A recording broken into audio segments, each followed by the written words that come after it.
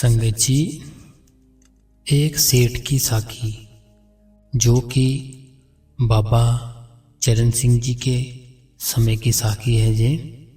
तो जो भी बड़े बाबा जी से प्यार करते हैं, हजूर जी से प्यार करते हैं, बाबा जी से प्यार करते हैं, इस चैनल को सब्सक्राइब कर दे और कमेंट बॉक्स में राधा स्वामी लिखते। संगत जी, राधा स्वामी लिखने से बहुत प्यार मिलता है और मन को शांति मिलती है। और सब्सक्राइब जरूर कर ले संगत जी। बहुत सारी साखियां हैं जो आपको मैं डेली ही डालूंगा, तो आप जरूर इस चैनल के साथ जुड़े रहना। तो संगत जी, एक सेठ था। ये संगत जी एक सच्ची घटना है, कोई ऐसे नहीं है कि ऐसे ही मैं आपको बता रहा हूँ। संगत जी, एक सेठ था। वो जो सेठ था उसके पास बहुत पैसे थे, बहुत ही ज़्यादा। तो उसकी एक शॉप थी, कुछ किराने की शॉप थी। तो उसको डेरे के बारे में कुछ नहीं पता था, ना ही उसको बाबा जी का पता था। और उसके जो सेठ के बच्चे थे, 2 लड़के थे, उन लड़कों को कोई भी अपने काम की कोई टेंशन नहीं होती थी, क्योंकि पैसा इतना था, वो बस ऐसे घूमते रहते फ्री में, कोई कुछ बात नहीं। तो वो जो सेठ था उसके पास संगत जी एक लड़का काम करता था। तो संगत जी, वो जो लड़का काम करता था वो डेरे जाता था। तो वो डेरे जाता था, सेवा पे भी जाता था, और जब बाबा जी का सत्संग होता था तब भी वो लड़का जाता था सत्संग में। तो संगत जी, वो जो सेठ था वो उस लड़के को बहुत ही बोलता रहता। उस लड़के ने जब जैसे ही बोलना कि मैंने जाना है संगत में और सेवा पे, तो उसके सेठ ने उसको बहुत बदतमीजी से बोलना कि वहाँ पे क्या रखा है, तूने क्या करना वहाँ पर जाके। तो फिर ऐसे थोड़ा टाइम बीतने के बाद उस लड़के ने फिर से बोलना कि ऐसे मेरी सेवा आ गई है, मैं सेवा पे जा रहा हूँ। तो ये बात जो मैं बता रहा हूँ संगत जी, ये बड़े बाबा जी के टाइम की बात है। और उस लड़के ने नामदान भी लिया हुआ था उस बाबा जी से, बड़े बाबा जी से। तो उस सेठ ने क्या कहना कि तू क्या हर टाइम डेरा ब्यास, मैंने बाबा जी के पास जाना है, मैं सेवा पे जा रहा हूँ, अभी मेरी आज सेवा है, बाबा जी वहाँ पे आ रहे हैं, मैं दर्शन करने के लिए जा रहा हूँ। तो ये सब एक वो सेठ होता जो उस लड़के को बोलता है कि ये सब एक बिजनेस होता है बेटा, और कुछ भी नहीं है इनके पास। तो ऐसा कर, तो इनको सबको छोड़ दे और आराम से जो मेरे पास काम कर रहा है ना, ये दिल लगा कर काम कर, इसी में फायदा है और इसी में सब कुछ है। तो संगत जी, वो सेठ उस लड़के को बहुत डांटता था, लेकिन वो लड़का आगे से कुछ नहीं बोलता था और मस्त रहता था, चुप रहता था बिल्कुल। उसने कोई भी आंसर नहीं देना उस सेठ को, बिल्कुल मस्त और चुप रहना। तो संगत जी, ऐसे ही एक दिन कुछ हुआ कि बाबा जी का भंडारा आता है। वो लड़का बोलता है अपने सेठ को कि सेठ जी, बाबा जी का भंडारा है, सत्संग है, तो मैं जाना है वहाँ पे, संडे को मुझे छुट्टी चाहिए। तो उस सेठ की इतनी शॉप चलती थी कि संडे को भी खोलता था। और सेठ का ये भी पंगा था कि जैसे वो जो लड़का रखा था ना, उस सारे का सारा काम उस पर ही डाला हुआ था, उस पर ही सारी जिम्मेदारियां, क्योंकि वो जो सेठ के खुद के बच्चे थे वो तो उसके कहने के बाहर थे। पैसे इतने थे उनके पास कि वो काम की टेंशन ही ले लेते थे। तो वो चला जाता है संगत जी, सेठ बोलता है सेठ जी मैंने जाना है सत्संग में, जरूरी है मेरा जाना। तो वो उस दिन तो भेज देता है वो। तो जब वो वापस आता है लड़का, तो सेठ उसके बाद जब जैसे लड़का जाता डेरे में, उसके बाद वो जो सेठ था ना वो अकेला ही रह जाता था अपनी शॉप पे। तो सेठ का काफी नुकसान हो जाता था, जैसे उसको कुछ पता ही नहीं चलता था कि कहाँ क्या रखा है, कैसे उससे कस्टमर थे जो वो हैंडल ही नहीं कर पाता था, क्योंकि सारी जिम्मेदारी थी जो उस लड़के पे डाली हुई थी। वो सेठ तो सिर्फ बैठता ही था शॉप पे। तो वो उस लड़के को मंडे को जब वो लड़का जाता है, वो सेठ उस लड़के को आवाज़ लगाता है और बोलता है कि बेटा देखो, जब तुम जाते हो तो मेरे को कुछ पीछे से पता नहीं चलता, तो मेरा नुकसान बहुत ज़्यादा हो जाता है। तो अगर तुम्हें जाना है वहाँ पे तो ये तुम्हें छोड़ना पड़ेगा, क्योंकि मैं छुट्टी नहीं दूंगा तुम्हें एक भी। ये बात तुम सोच लो पहले, फिर काम करना। तो लड़का मन ही मन में सोचता है कि मेरे पास कोई जॉब भी नहीं है, तो मेरे को पैसे की भी बहुत ज़रूरत है। तो मैं ऐसा करता हूँ, इसको बोल ही देता हूँ कि कोई बात नहीं, मैं आइंदा नहीं जाऊँगा। तो भजन सिमरन ही करना है, तो बाबा जी से नामदान तो लिया ही हुआ है, तो मैं अपने घर पर बैठ के भजन सिमरन ही किया करूँगा। अब जाना छोड़ दूंगा, कोई बात नहीं, क्योंकि मुझे जॉब की ज़रूरत है, तो मैं छोड़ भी नहीं सकता। बाबा जी खुद ही दया मेहर करेंगे। तो संगत जी, वो जो सेठ होता है अपने बच्चों को बोलता है, बेटे आते हैं शॉप पे, कि तुम ये तो जिम्मेदारियां हैं अब की, अब समझ लो, बाद में मुझे कुछ हो गया तो फिर क्या करोगे।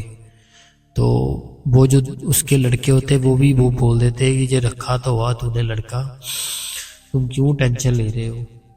तो कोई भी बात हो इसको बोल दिया करो, ये काम कर दिया करेगा आपका।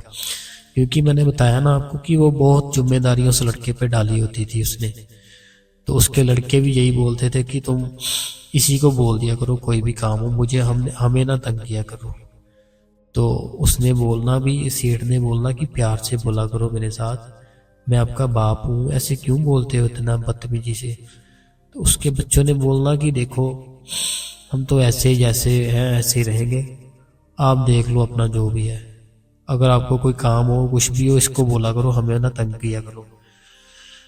तो सेठ ने, वो चले गए इतनी बात बोल के। तो सेठ बोलता है, जो लड़का उसकी शॉप पे लगा होता है, कि देख लो आजकल बच्चों का हाल, मैंने इसको, जो मेरे लड़के थे इनको इतनी ऐश कराई, इनकी हर इच्छा पूरी की मैंने, इन्होंने जो भी मांगा सब कुछ दिया। तो मैंने सिर्फ इनको इतना ही बोला है कि अपना जो टाइम है वो अभी से ठीक कर लो, जो हमारी दुकान इतनी चलती है जहाँ पर बैठा करो, तुम्हें कुछ समझ में आए कैसे दुकानदारी होती है, कैसे कस्टमर हैंडल करते हैं।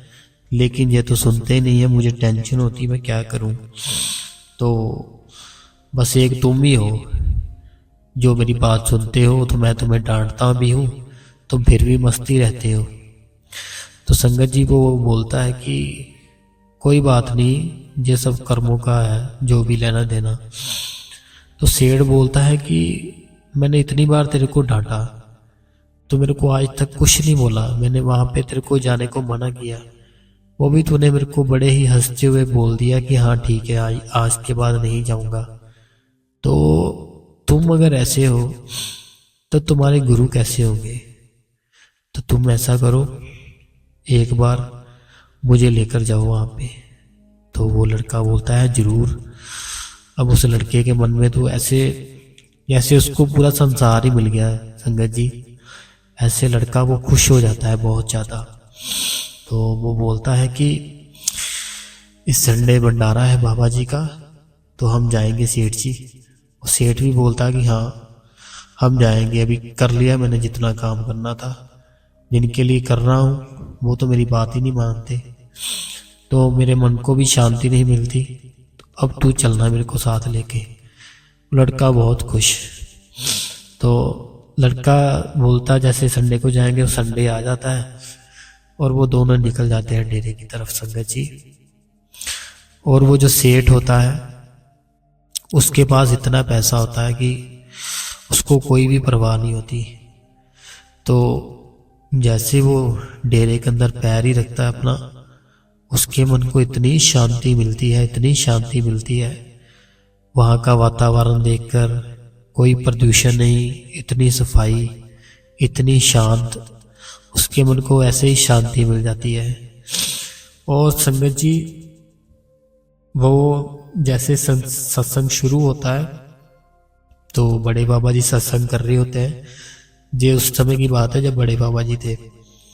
तो बड़े बाबा जी सत्संग में फरमाते हैं कि जो भी हमें दिख रहा है, हमारे जो बच्चे हैं, जो हमारे माँ बाप है, जो हमारे मित्र है, जो हमारे जो भी हमको जानते हैं, ये सब तब उस टाइम तक ही है जब तक आप इनको कुछ फायदा दे रहे हो, जब तक आप इनके साथ फायदा दे रहे हो, इनकी बात मान रहे हो, तब तक ये साथ है। जिस दिन आपने इनको फायदा देना बंद कर दिया, इनकी बात माननी बंद कर दी, फिर जी आपके कोई भी नहीं, कुछ भी नहीं लगेगा। तो अगर आप सच में प्यार करना चाहते हो तो उस कुल मालिक से करो जिसने तुम्हें इस दुनिया पर भेजा है, ना कि उनसे जो कि सिर्फ मतलब के लिए प्यार करते हैं, दिल में कुछ है और मुंह पे खुश है। तो उनका प्यार है जो झूठा है। जितना भी संसार का प्यार है, बच्चों का जो भी है, तो अगर प्यार सच्चा है तो वो उस मालिक का प्यार है और कुछ भी नहीं, बाकी सब दुनियादारी झूठी है। तो संगत जी, ऐसे करके बाबा जी ने उस दिन सत्संग किया, बड़े बाबा जी ने। तो वो सेठ होता है जो, उसकी तो आंखों में आंसू आ जाते हैं सुनकर।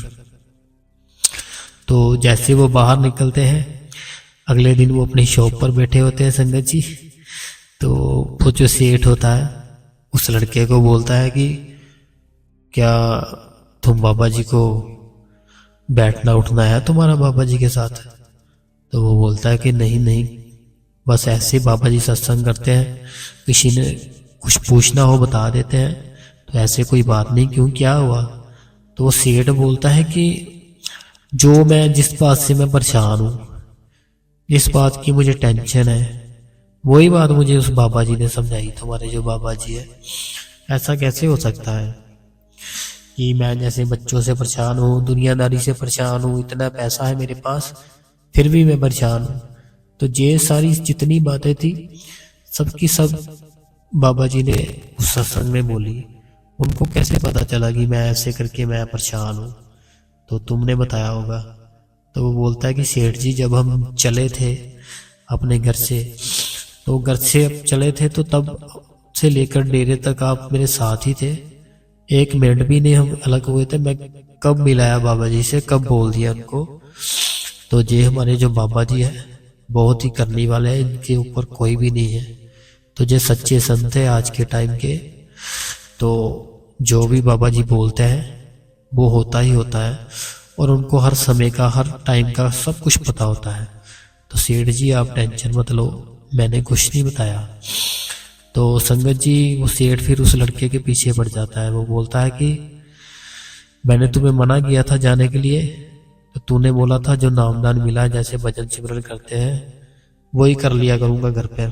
तो अब मैंने भी नामदान लेना है, बताओ कैसे मिलता है, बताओ कब मिलना है? तो लड़का बोलता है चलो मैं पता करूंगा डेरे से।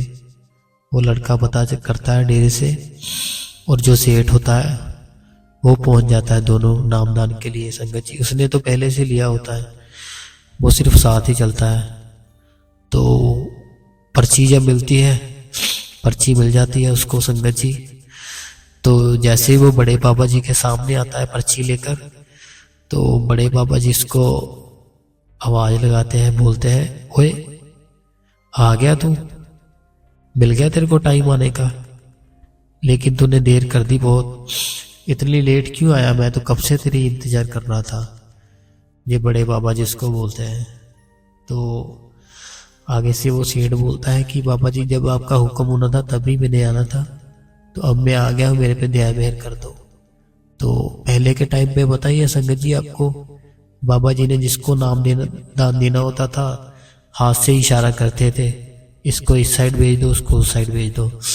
तो उसको जिसको नामदान देना था उसको इशारा कर दिया उस साइड, तो वो चला गया तो बहुत खुश। तो ऐसे संगत जी उसको नामदान मिल जाता है। तो उसको ना जब नामदान मिलता है, तो जैसे बाबा जी ने बोला अब तो तू बहुत लेट हो गया, मैं तो बहुत देर से तुम्हारा इंतजार कर रहा हूँ, अब आ गया तू। तो उसको ना एक ऐसे इशारा मिल जाता है कि अब मैं इस दुनिया में थोड़ा टाइम ही है। तो उसकी एज भी बहुत हो गई होती है, बहुत बुजुर्ग हो गया होता है। तो संगत जी होता कुछ ऐसे है कि वो उस लड़के को बोलता है कि देखो, मैं जब तुम डेरे में जाते थे, वहां पे जाते थे, मैं मना करता था, मेरे को उस चीज का पता नहीं था कुछ भी, लेकिन आज मेरे को पता है सब कुछ। तो आज मेरे पास टाइम नहीं है, मैं मरने वाला हूँ, तो मेरे को कुछ, फिर भी मेरे को अभी टेंशन है, मैं क्या करूँ। अगर पहले ही नाम ना ले लिया होता, कुछ मैं कमाई करता, भजन सिमरन करता, मेरे पास कुछ होता, तो मेरे को बाबा जी लेने आते। अब मेरे को समझ में नहीं आ रहा मैं क्या करूं, तुम बताओ कुछ। तो वो लड़का बोलता है कि सेठ जी, तुम टेंशन मत लो, बाबा जी की दृष्टि आप पर डल गई है, बाबा जी ने आपको नामदान दे दिया है, बाबा जी ले जाएंगे आपको, आप टेंशन ना लो। तो अभी तो आपके पास बहुत टाइम है, मेरे को लगता है आप भजन सिमरन किया करो रोज। तो संगत जी, वो जो बुजुर्ग अंकल थे, उनकी शॉप भी छूट जाती है।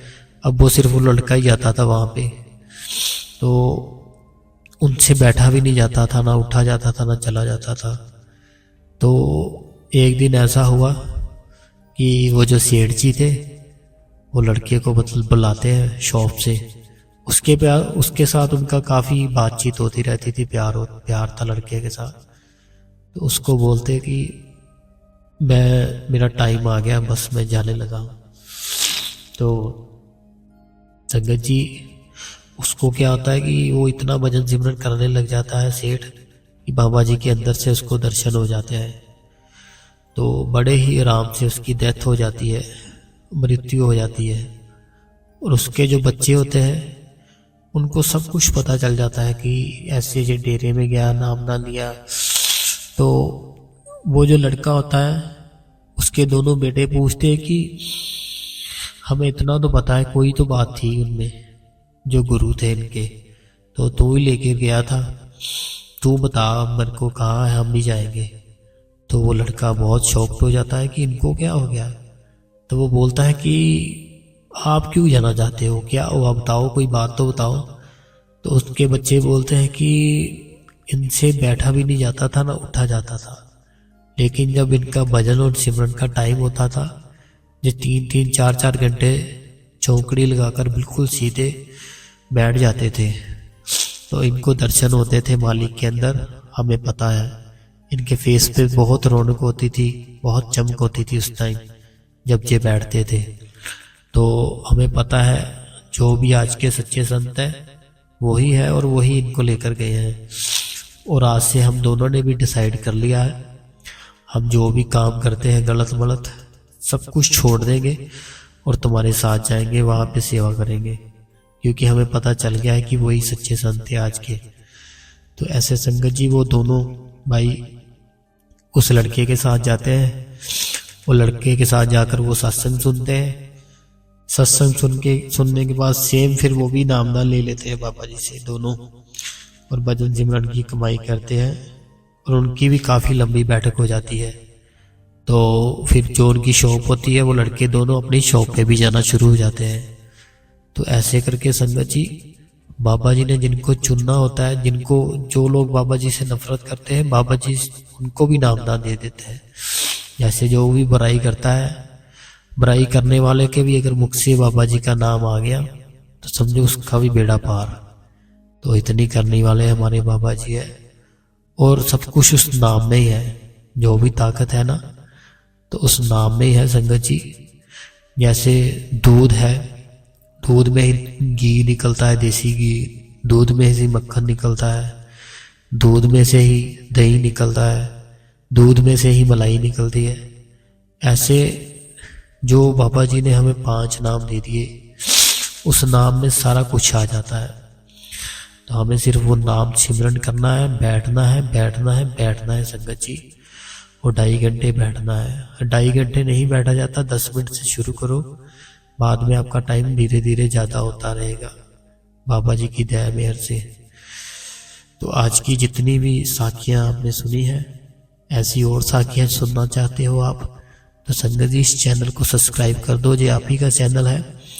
कमेंट बॉक्स में राधा स्वामी जरूर लिखना, राधा स्वामी लिखने से बहुत प्यार मिलता है संगत जी बाबा जी का। तो सब्सक्राइब कर लो संगत जी जल्दी से। राधा स्वामी जी।